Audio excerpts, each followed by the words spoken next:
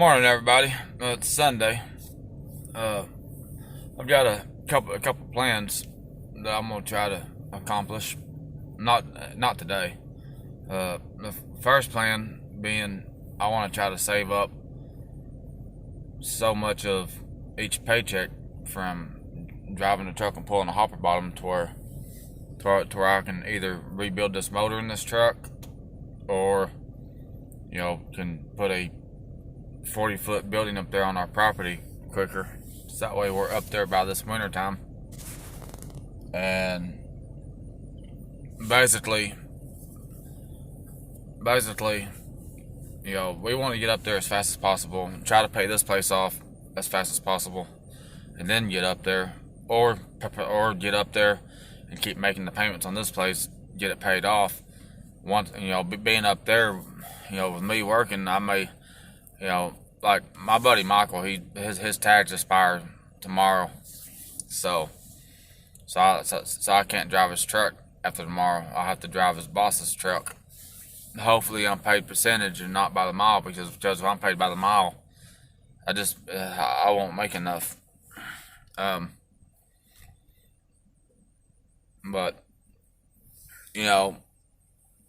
I'm gonna try to work my ass off to earn everything I get, not have shit handed to me like other people do. I've never had a thing handed to me in my life. I've always worked for it. This truck, I bought it, paid cash. I own it outright. The only thing we're making payments on is our car right back there and our house. We bought our land outright with this past tax return.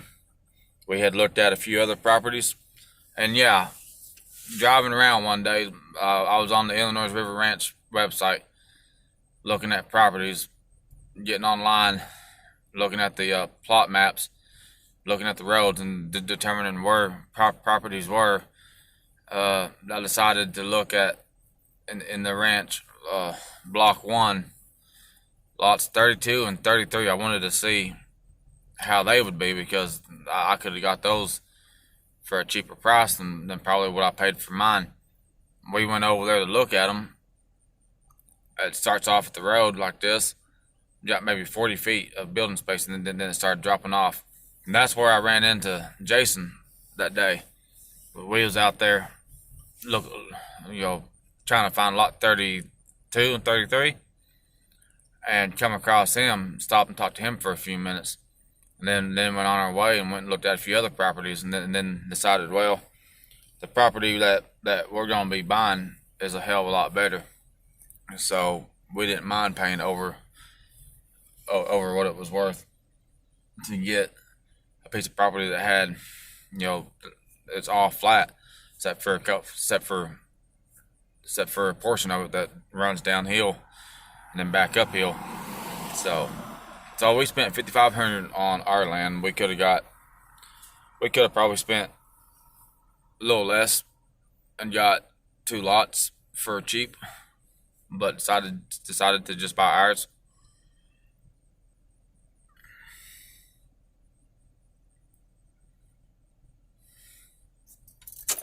I had to start my truck up to make sure it's don't start. I've been having issues with this truck. I need to get it. I need to service it. I keep my oil changed regularly. I put a thing of Lucas in it. I got a rod knocking about 2 weeks ago after sitting for a couple days. She went to start it up and it had a rod knocking. So it's don't have to be rebuilt.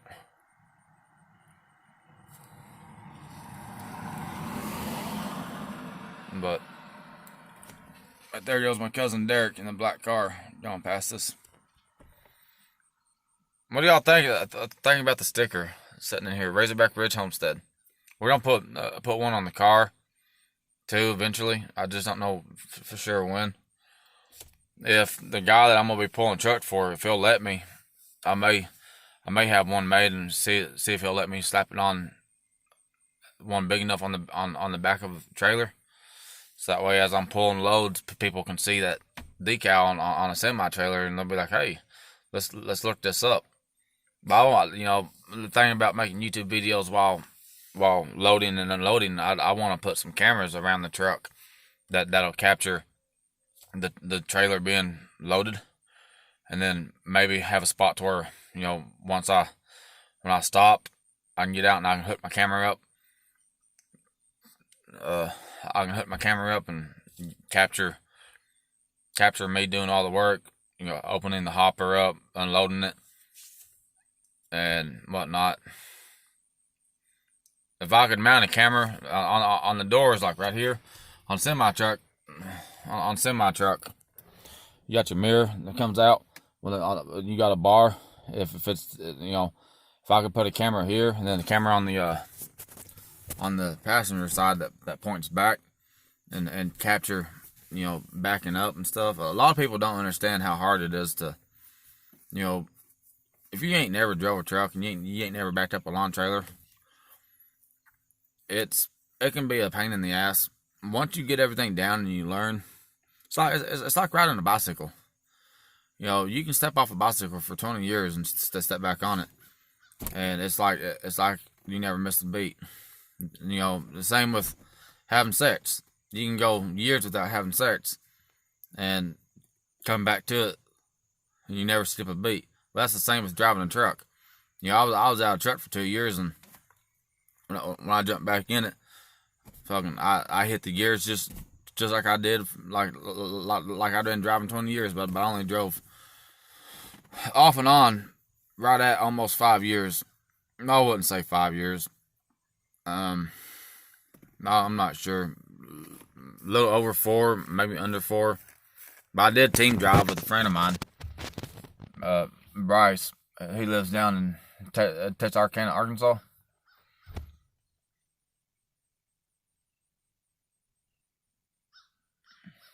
Got someone at the church. I know y'all can't see. Let me zoom this in. Somebody's standing at the door at the church, staring at me.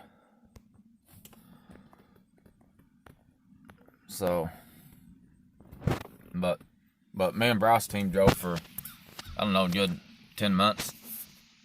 And I probably made more money team driving than I did anywhere else.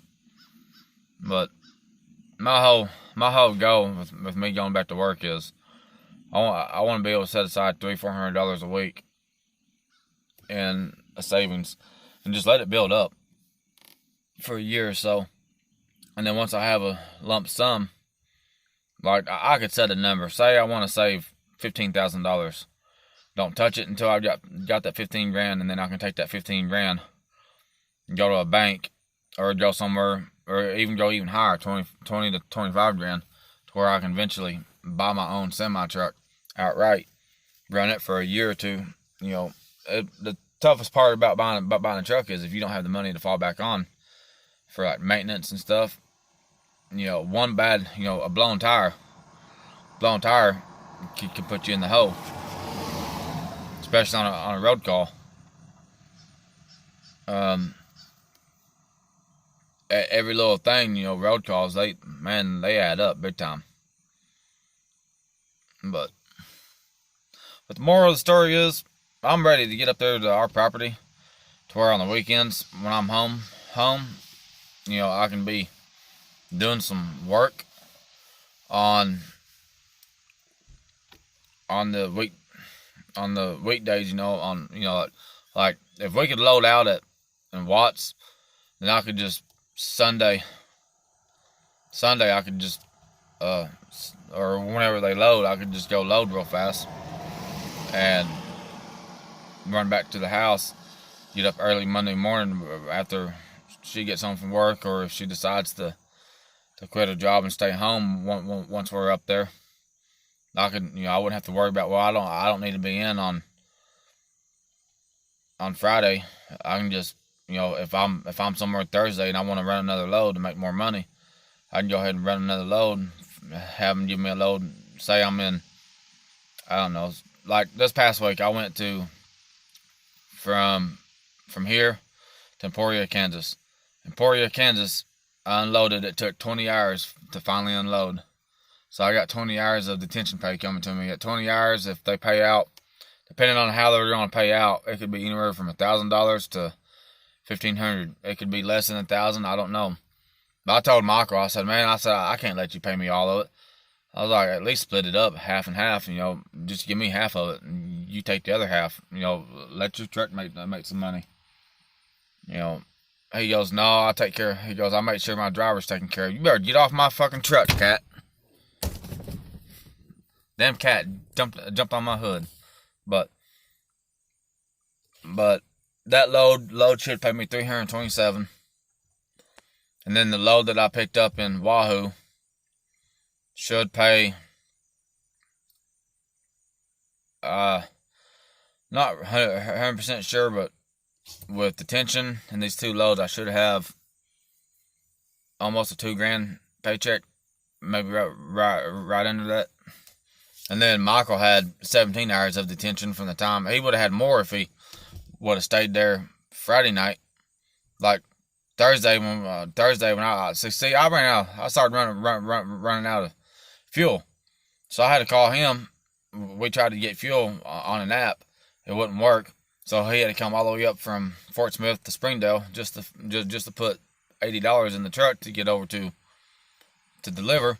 Well, he gets over there. He has 8 trucks ahead of him, and they shut down at midnight. It was like, I think 6:30, 7 o'clock when he got over there, and had 5 hours and like Friday when he finally got unloaded. Saturday, I think it was. Friday when he finally got unloaded Friday. He had been there for 17 hours from the time he checked in with the shipper, receiving office, until he left out. 17 hours. So I mean, that's how the trucking industry goes. You may sit there for a day before you unload. You may sit there for an hour before you unload. If you sat there for the first 4 hours, is on you. You're not making no money. After that, you start making money for every hour it takes that place to unload you. You can charge the broker, detention pay, because for every hour after you're sitting, that's an hour you could have been headed somewhere else to reload. I mean, it's ridiculous how long it takes to unload a truck. But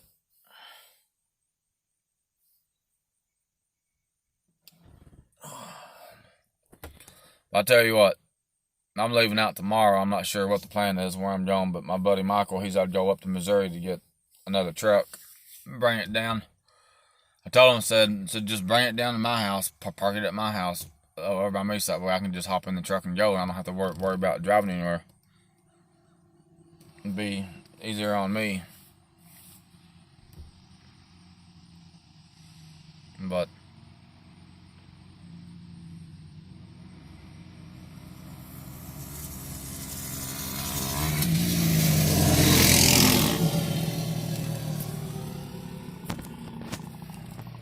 there goes Blake and his friends going by. But I'm gonna go ahead and hop off here and go back inside and cook some breakfast. I made French toast yesterday for everyone, and no one ate it. But y'all have a good morning. Hopefully you enjoy your morning. Bye, y'all. While you're at it, go ahead and like this video, and if you're new, subscribe for us. Thank you.